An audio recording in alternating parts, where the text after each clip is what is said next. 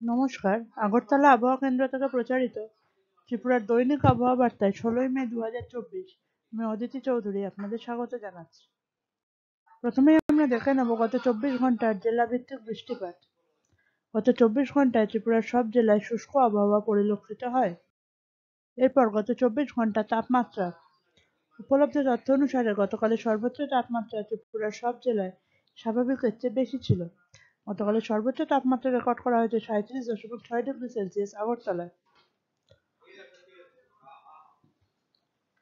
উপলব্ধ তথ্য অনুসারে আজ সকালে সর্বনিম্ন তাপমাত্রা ত্রিপুরার সব জেলায় স্বাভাবিকের চেয়ে বেশি ছিল। আজ সকালে ত্রিপুরার সর্বনিম্ন তাপমাত্রা রেকর্ড করা হয়েছে ২৬.৬ ডিগ্রি সেলসিয়াস কৈলাসহরে।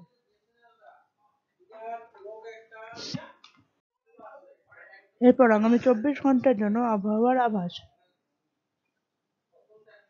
আগামী ২৪ ঘন্টায় ত্রিপুরার উত্তর ঊনকোটি ও ধলাই জেলার ১-২ জায়গায় বৃষ্টিপাতের সম্ভাবনা রয়েছে।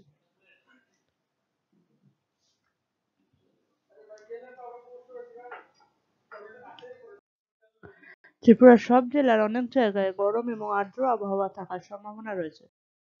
আগামী ২৪ ঘন্টায় সর্বোচ্চ তাপমাত্রা থাকার সম্ভাবনা রয়েছে ৩৫ থেকে ৩৮ ডিগ্রি সেলসিয়াসের মধ্যে, যা স্বাভাবিক বা তার থেকে বেশি, এবং সর্বনিম্ন তাপমাত্রা থাকার সম্ভাবনা রয়েছে ২৬ থেকে ২৮ ডিগ্রি সেলসিয়াসের মধ্যে, যা স্বাভাবিক বা তার থেকে বেশি।